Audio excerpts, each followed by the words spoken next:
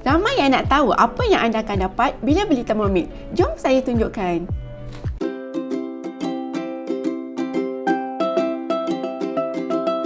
Selepas anda unboxing kotak Thermomix, apa yang anda akan dapat adalah pertama, user guide manual. Okey, kat dalam ni lengkap step by step apa yang anda perlu buat kali pertama selepas unboxing Thermomix. Kalau boleh buka dan baca satu persatu. Okey. Yang kedua, anda akan dapat 7-day meal plan. Let's say bila dah dapat Thermomix, tak tahu nak masak apa untuk seminggu pertama tu, boleh tengok dekat sini ataupun tanya kepada advisor anda, apakah menu yang mudah untuk saya cuba kali pertama. Nanti advisor akan bantu anda. Seterusnya, anda akan dapat buku operation manual. Kalau boleh buka dan baca. Nampak je tebal tapi sebenarnya nipis saja sebab dalam ni dia ada banyak language. Okay, kat dalam ni anda boleh baca dan tahu macam mana cara-cara untuk kita jaga Thermomix. Okey.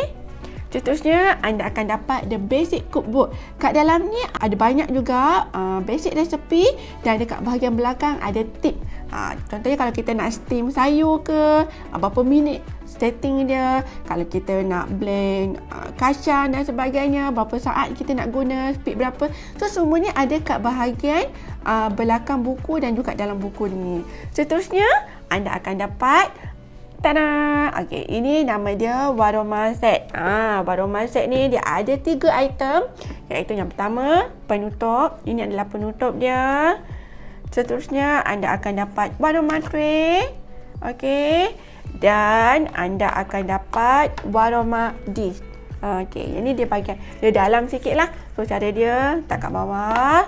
Kita letak Waroma tray dan kita letak penutup. Fungsi Waroma ni, Waroma set ni adalah untuk kita steam ataupun kita panggil multi layer cooking lah.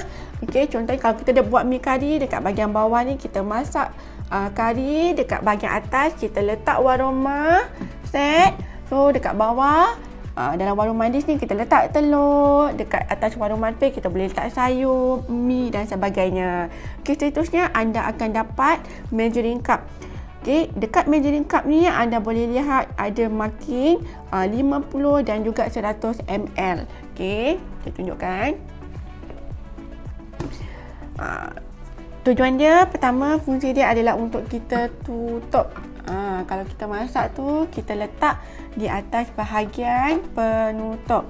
Okey, let's say kalau kita nak letak air ke, kita nak letak telur ke, susu ke sebagainya, kita boleh sukat guna measuring cup dan letak melalui lubang penutup ini. Okey, seterusnya anda akan dapat spatula. Spatula ni fungsi dia macam sodik ataupun senduk lah untuk kita kacau masa kita masak. Dia diperbuat daripada silikon.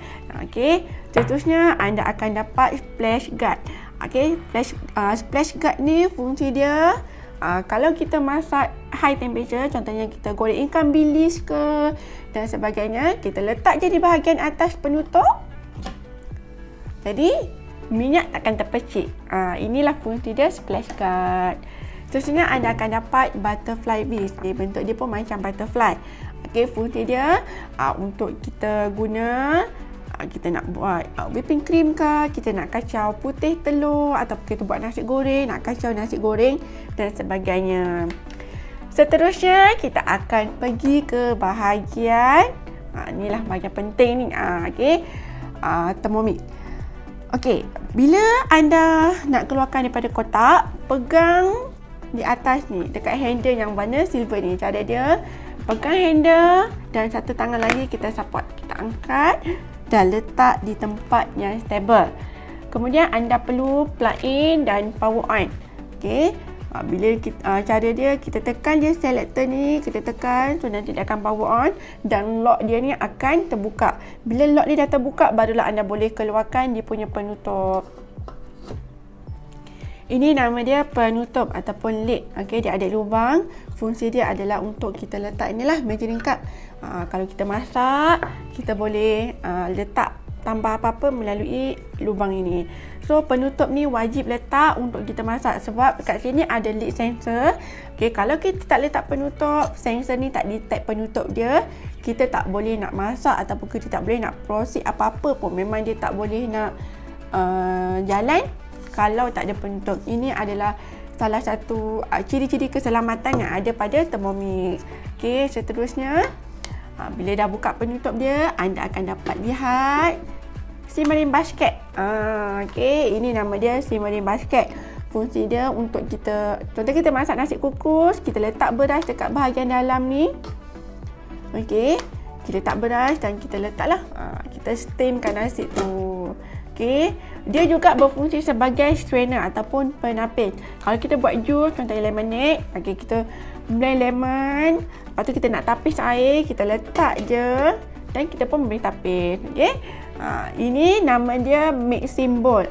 Okey, cara dia kita pegang handle, kita angkat ke atas, kita keluarkan. Okey. Okey, ini simmering basket tadi tu kan. Sebagai penapis, kita tuang je air dia. Kat dalam ni kita boleh nampak ada mixing knife ataupun kita panggil blade lah. Inilah yang orang panggil ni blender. So, kat dalam ni lah anda nak blend bawang, nak tumis, nak masak dan sebagainya. Kalau tak ada benda ni, tak boleh nak masak. Okey. Kita letak.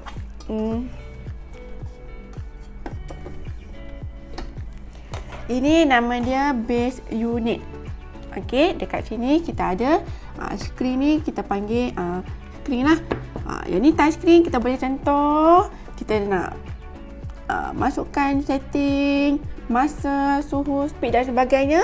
Kita pusing dekat selector ini. Ini nama dia selector. So kita boleh pusing lah nak masukkan suhu berapa, masa berapa minit, berapa saat, speed berapa dan sebagainya.